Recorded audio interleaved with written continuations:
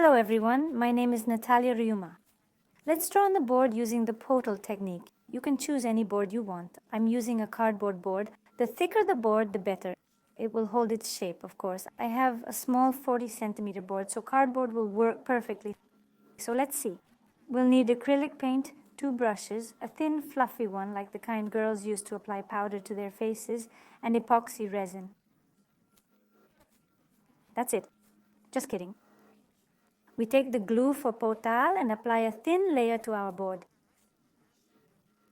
You don't have to prepare the board if it's laminated.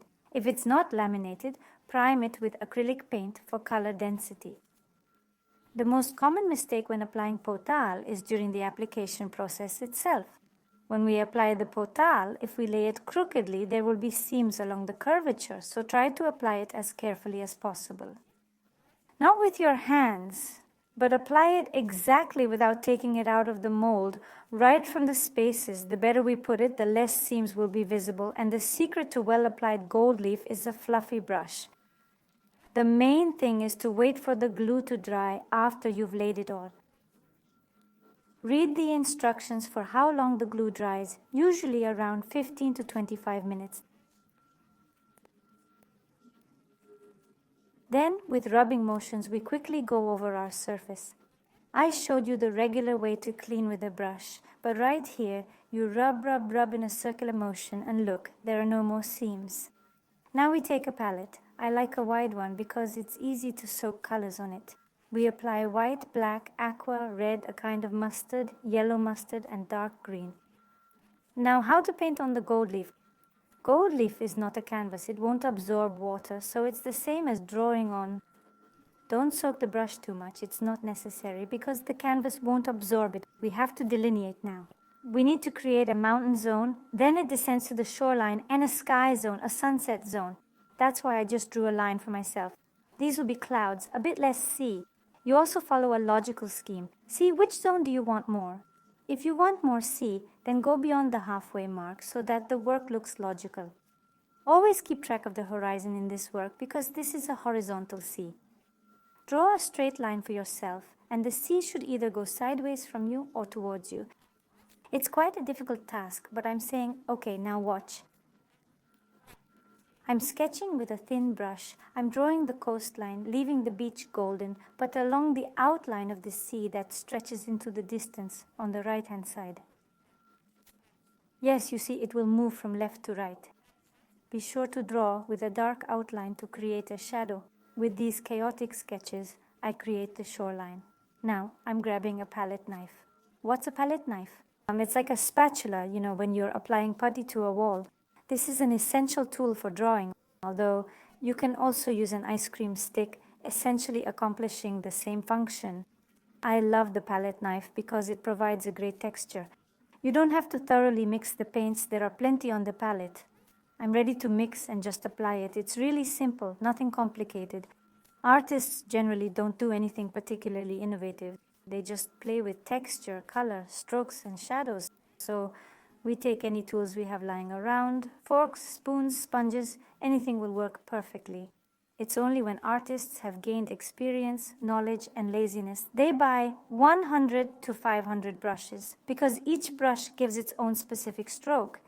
But everything can be replaced, and this work I'm doing can be replaced with household appliances.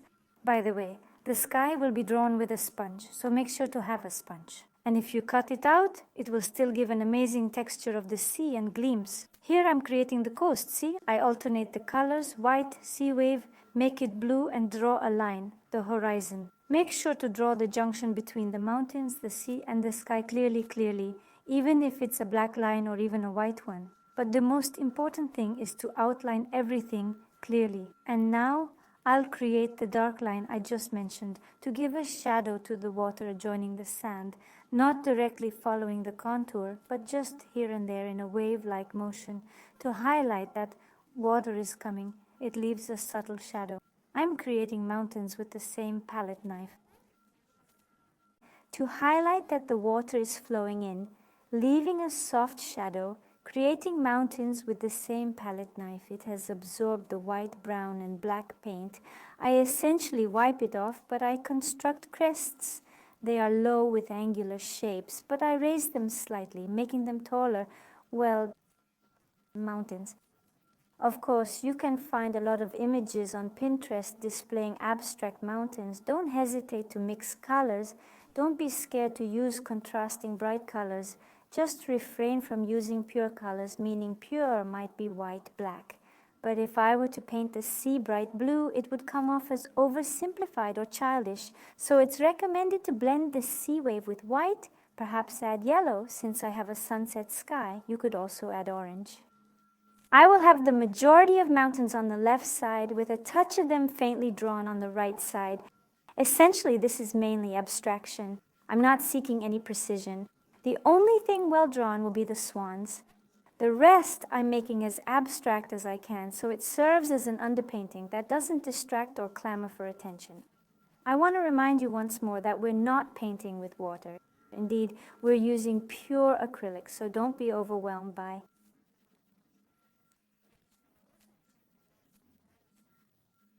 My job is to ensure the artwork appears brighter so that even through the tiny space left deliberately, it illuminates. Hence, when you're drawing the sea, be sure to include some highlights. Do leave more highlights in the sky, and also keep track of where you'd like more gold to be. That is not evenly distribute the same both on the sea and in the sky. Somewhere it should be more, somewhere it should be less. So I decided for myself that on the sea there'll be a bit more coverage, on the sky a bit less. That is, there'll be more in the sky. And now in the sky at sunset, we should remember that whenever an object sets somewhere, remember, yes, close your eyes. Remember when the sun sets directly around the sun. It's super beautiful and purple and gentle pink. Orange into yellow. Further goes the ombre with purple, blue, and everything turns into dark blue. That is, don't forget about these transitions, even if you draw something unevenly there. But if you observe this transition, which is naturally perceived by our eye, then your work will look as cool as possible. Now I'm painting the sky with a thin brush. I'm just applying colors, and you can see I'm like this. Also, I don't take pure color, I combine with yellow, with gray, with white, slightly black.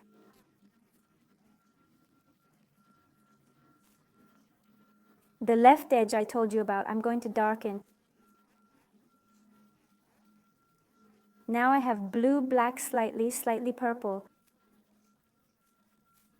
Also, look how chaotically, sloppily, and carelessly I don't mix. Don't worry about the fact that I need to mix the colors a lot. I don't need to stir too much because my brush will give uneven smears like this and a deep effect will be created. So don't worry, we are not all super talented artists. We are born, we learn, we experiment, we try. I know that precisely. No, of course, there is a percentage of people who are super talented. But believe me, this doesn't mean that talent makes his work better. He just takes less time to learn. This is the difference between talented people and those who are not. This doesn't mean he has nothing is going to work out. I, for instance, am not a talented artist. I'm just stubborn. I couldn't draw. Believe me, I couldn't draw at all. But somehow I was confident I could. I always tried to improve my doodles, and I ended up with a result that pleases me, my clients, and my students. I show and share how I achieve certain results. So don't doubt yourself. Everyone doubts us, everyone around us. The majority of our close surroundings doubt us, but you be confident in yourself. You are your most important support. So support yourself, always praise, and even if something did not work out, it's okay. Look how cool what I did, applied Batal, and look at what a cool brush I bought, Lush. This, by the way, is the brush I was talking about, which girls use to apply powder. It's so fluffy. I just made a mixture of white and blue with it. It turned out to be light blue. And also, look, I have it unevenly. Colors, but thanks to the fact that the brush is dense and wide fluffy, the colors are applied just like this, just miraculously. By the way, you can replace this brush with a dishwashing sponge. Cut out a circle from a sponge and punch it like this. Rub the color, not only remember that we have an ombre from blue to blue and from orange to purple. I wipe the brush well with a dry napkin because I don't need much. By the way, when I say we're painting in pure acrylic, it doesn't mean I don't use water at all. I certainly clean and rinse the brush between colors, And I also paint with a clean brush. So when I say without water, what I mean is we use as little as possible to make it easier for you.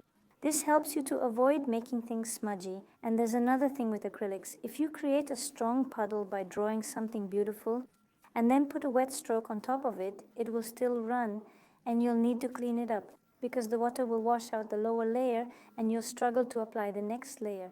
So always be careful with water. Always wring out your brush and always keep a tissue at hand. Now back to the mountains. I'm going to pick up my palette knife again, and where I have the mountains on the left, I've added some blue, kind of like a shadow from a blue cloud, making it more contrasting. I've added shadows in black and added more detail and structure. That's all for now, guys. This is where our underpainting concludes. Of course, you could put in more time on the clouds to add more detail.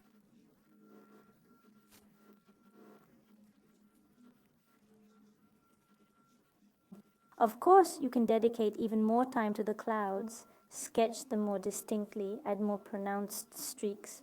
I have a tutorial where you can enhance the cloud sketch, but now we move on to the swans. We transition to these beauties.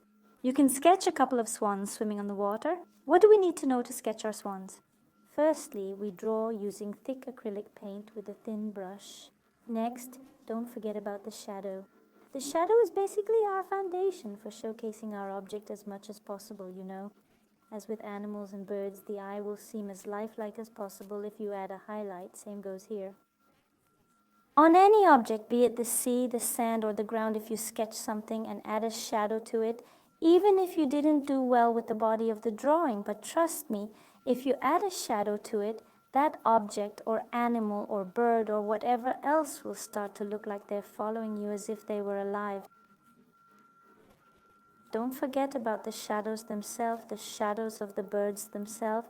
Try to visualize where the sun is coming from. By the way, I just thought about this right now. It's sort of illogical for me because the sun is shining on me even though everything is logical. Yes, the sun is shining behind me on the swans, meaning the shadow is right on the neck, on the shadow that fell into the water. And take a look, I also made such streaks for them in the water. Thanks to the epoxy resin, I will add an even more pronounced effect. By the way, I did not do this, but you can when you experiment with epoxy resin. When I am overlaying a layer, you can press your finger into it and then create volumetric movement on the wave. You get it, right? Me. What I'm talking about, I drew a turtle in the Telegram channel there. I pushed just the highlights. Go there. Look here, we draw everything with a thin brush that I bought in the manicure department. Go there to look. There is also a lot in the art department. But in the manicure it is even thinner because for nails it's correspondingly small size, and there you need to draw directly thinly. I also made a shadow on the lower part on the shadow that is in the water, right? Here it is very important that your acrylic is dense. If your acrylic is not dense, duplicate it several times. You see, I repeat some movements several times because my acrylic is not quite straight, perfectly dense. Now it's time for resin. Overlap with resin. Pour, mix the medium resin. Let it stand as if we are applying the finish. I pour it on my surface. I will not cover all the work with the finish, but cover it with resin. I will only cover the sea, only the shiny part, where I'll have swans because I want to make white streaks on them. Here too, guys, let the resin sit for a long time so the white doesn't become cloudy, so the white doesn't foam. Although we strive for the sea, we want foam, but here foam is unnecessary. It's not about that. And look at the streaks I drew. I also doubled them with resin. They look as if they kicked the swans and the swans took off. Look, it's moving. It's a good one. I'm good, and you too. Thank you for listening to this point or not rewinding. Well, even if you rewound, it's interesting at my speed. My voice sounds even faster in general. Yes, now I draw epoxy resin with my leg. Look, I draw it on the shadow. By the way, if you look carefully, pay attention to how the resin stretches. It already stretches like a spider web. That's it. No secrets, only patience, only a good mood, dense paints, good material, and ta-da. This work looks perfect in all seasons. Have a great day. I'll look at your workouts with pleasure. Bye-bye, everyone, by the way. I have even more useful things on Patreon on Boost, and there's a promotion now. It's free for 14 days. Bye-bye, everyone.